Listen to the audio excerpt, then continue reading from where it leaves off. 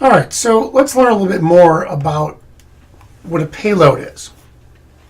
When I say the word payload, really all that really means to you is that it's a way to perform an exploit. So it's an exploit module, right? That's the way to think about it. That's the Metasploit terminology, if you will.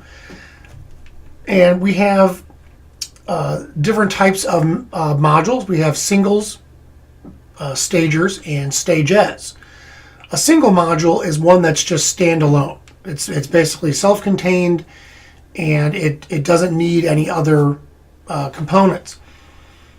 But if we have a stager, what that's doing is trying to stage a connection between the Kali, or your Metasploit instance, and the victim machine.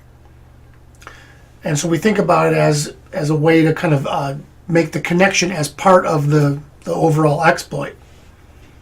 And then lastly, we have stages, which are the pieces of the payload that are downloaded by the stagers themselves. So if I'm building a network connection, a reverse TCP, for instance, or an interpreter shell or an HTTP connection, that's what the stager does. What the stage is are the individual pieces that are needed to build that connection up.